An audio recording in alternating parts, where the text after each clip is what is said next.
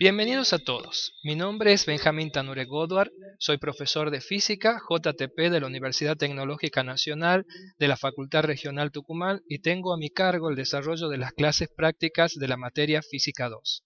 A partir de ahora empezaremos a compartir videos que acompañarán a las clases teóricas e iremos desarrollando problemas de papel y lápiz de los distintos temas que componen la currícula del segundo año de Física.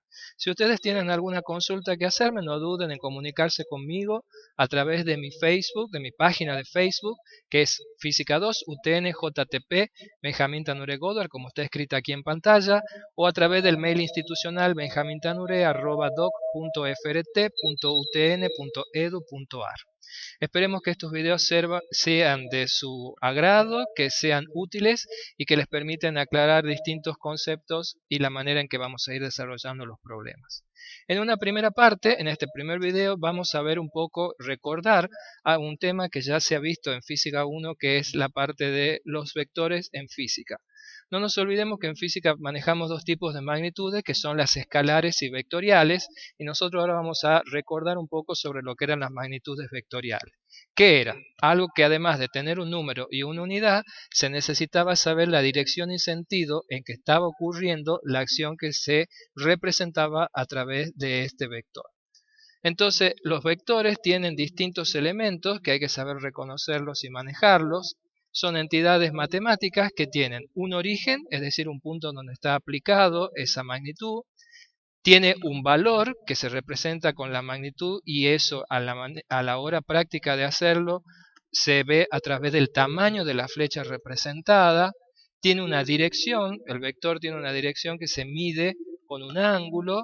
Ese ángulo está determinado desde el eje horizontal y en forma antihoraria, y además tiene un sentido que está dado por la punta de flecha que se representa en el vector. Aquí vemos en un dibujito donde tenemos representadas todas las cosas, la dirección, el ángulo medido desde el eje horizontal, el sentido que lo da la flecha, la dirección está dada por la línea en la que se dibuja esta flechita y el módulo o magnitud lo da el tamaño del dibujo que yo haga. Así que a la hora de hacer problemas y representar vectores, si no son todos del mismo valor, no hay que dibujarlos a todos del mismo tamaño. Iremos viendo eso a medida en los próximos videos donde veremos cómo se desarrollan los problemas. Es interesante también y es importante recordar dos tipos de clasificación de los vectores porque la vamos a usar mucho en las clases prácticas. Uno son los vectores colineales, que son vectores que se encuentran sobre la misma línea o dirección. Esta sería la línea punteada, la misma línea o dirección sobre la que se van a dibujar los distintos vectores, como el F1, F2, el F3 que tiene un sentido diferente o el F4. No importa el sentido, la cosa es que si los vectores están dibujados sobre la misma línea, a eso se clasifican como colineales. Esto va a ser importante a la hora de trabajar con distintos vectores y encontrar la resultante del vector. Lo que sí es importante y quiero recalcarles es una convención con la que vamos a trabajar en la parte vectorial. La convención es la siguiente. Vamos a considerar el valor positivo de un vector si el sentido de ese vector es hacia la derecha o es hacia arriba. Y vamos a considerar un valor negativo del vector si su sentido es a la izquierda o hacia abajo. Esto va a ser útil a la hora de trabajar con distintos vectores y veamos la parte de la descomposición o las componentes del vector, algo que no es nuevo porque en Física 1 se ha utilizado en la parte donde aparecían magnitudes vectoriales como la fuerza, la velocidad, la aceleración. Pero sí, vuelvo a recalcar, y esto va a ser importante para que todos tengamos la misma convención y trabajemos de la misma forma, que le vamos a dar a los vectores valores positivos si van hacia la derecha o hacia arriba, y le vamos a dar valores negativos si el sentido del vector es a la izquierda o hacia abajo. Una vez aclarado eso, vamos a dar otra clasificación de vectores que son los vectores concurrentes. ¿Cuáles son los vectores concurrentes? En donde la línea de acción o la dirección se cruzan en algún punto o, si le queremos decir de alguna forma, todos tienen el mismo origen o punto de aplicación, como vemos en estos tres ejemplos que están ahora en pantalla. B1 y B2 están aplicados sobre el mismo punto, D1 y D2 sobre el mismo punto, F1, F2 y F3 sobre el mismo punto. Estos vectores son los que se llamaban concurrentes. Vamos a ver cuando hagamos problemas que van a aparecer muchas veces estos vectores y de estos vamos a tener que obtener cuál es el vector resultante, recordando que el vector resultante es un solo vector que hace la misma acción que hace la combinación de todos los que tengo presente. Otro tema también importante para repasar en este comienzo de las clases son las funciones trigonométricas y definidas desde un triángulo rectángulo.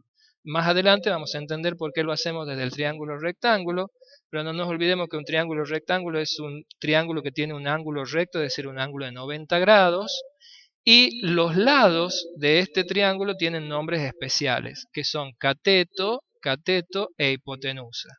Dependiendo del ángulo que consideremos dentro del triángulo rectángulo, es el nombre que adquiere el cateto.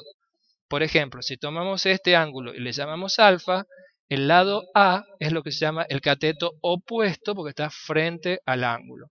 Y el lado B es el que se llama el cateto adyacente porque es el que permite formar el ángulo con la hipotenusa, que es el más largo de los tres lados del triángulo.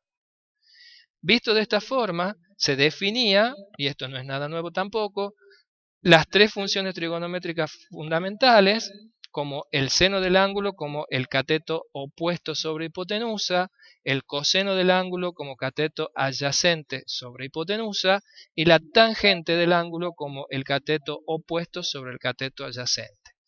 Vale recordar que esta definición solamente vale si el triángulo es rectángulo. Es decir, esta forma de definir con los catetos y la hipotenusa solo puede ser si el triángulo tiene un ángulo de 90 grados. En los otros tipos de triángulos estas definiciones no se puede aplicar y no lo intenten hacer porque no da los resultados que corresponden. La pregunta sería, o la pregunta que se podrían estar haciendo, ¿para qué necesitaba las funciones trigonométricas en los vectores? Bueno, por eso vamos a recordar lo siguiente. Si yo quería dibujar un vector en mi papel, lo que se hacía era representar un eje cartesiano, que eran dos rectas que eran perpendiculares entre sí. Y habíamos visto, y seguramente han visto ustedes previamente en Física 1, que si dos vectores se aplicaban a un mismo objeto, ese vector se podía sustituir por uno solo, que se llamaba la resultante.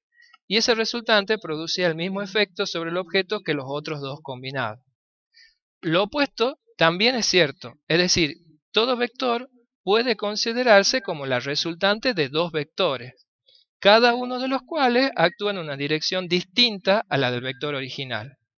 Estos dos vectores nosotros los vamos a llamar las componentes. Entonces, por ejemplo, yo grafico un vector B que tiene una determinada dirección y sentido que está dada por el ángulo alfa. Si yo quisiera obtener las componentes de este vector B, la forma es bastante simple. Una vez que lo hemos dibujado a los dos vectores, trazamos una línea horizontal y una línea vertical desde el final de ese vector. Entonces, ¿qué es lo que nos queda dibujado? Nos queda dibujado un rectángulo, cuya diagonal del rectángulo es el vector original que le hemos llamado B en nuestro ejemplo. Y los lados de este vector, de este rectángulo, van a ser las componentes en la dirección X del vector y la componente en la dirección Y del vector. Estas dos componentes son los dos vectores que reemplazan al vector original B. Es decir, que si yo combino Bx con Bi, voy a obtener de resultado nuevamente el vector B original. Entonces, si esto queda claro de cómo podemos dibujar las componentes de un vector en la dirección horizontal y la dirección vertical, vamos a ver esto cómo lo podemos calcular en nuestro papel y lápiz utilizando las funciones trigonométricas. Entonces, teníamos nosotros nuestro vector original que lo podíamos escribir en función de dos componentes. Estas componentes son perpendiculares entre sí, por lo tanto también se llaman ortogonales. Y si conocemos el valor del vector, el valor del ángulo, vamos a poder ver que si trasladamos la componente y hacia el final del triángulo, nos queda determinado un triángulo rectángulo. Y en este triángulo rectángulo nosotros podemos aplicar, por ejemplo, la definición del seno y la definición del coseno, donde ahora en vez de hablar o nombrarlos como catetos, para nosotros los catetos opuestos y adyacentes en este triángulo rectángulo se llamarían la componente vertical, el cateto opuesto, o la componente horizontal, que es el cateto adyacente. Haciendo un simple paso matemático, si despejamos estas dos componentes, tenemos ahora una forma, volvemos a recordar algo que ya hemos hecho, podemos tener una forma de calcular en el papel y lápiz cuánto valen las componentes ortogonales o perpendiculares de un vector original. Y lo más interesante es que si esto yo lo hago con distintos vectores concurrentes, es decir, vectores que están aplicados al mismo punto, voy a tener todos colineales los vectores componentes X y todos colineales los vectores componente Y, lo que me va a permitir encontrar una resultante en X y una resultante en Y y así obtener un vector resultante final. Esto lo vamos a ir desarrollando, lo mencionamos ahora, pero lo vamos a ir desarrollando en la parte práctica cuando vamos haciendo los distintos problemas. Lo que sí también podemos hacer es que si nosotros conocemos las componentes, podemos volver para atrás y podemos obtener cuál era la dirección original del vector si es que no la conociera. Así que las funciones trigonométricas no van a ser de mucha utilidad, la vamos a usar bastante en los distintos problemas que vamos a ir viendo. Otra forma que nosotros teníamos para escribir un vector era lo que se llamaba la forma polar. La forma polar que era dar el módulo, norma o magnitud del vector, es decir, cuánto valía ese vector, y el ángulo que formaba con el eje X. Si yo doy esas dos cosas, también es otra forma de dar el resultado de un vector.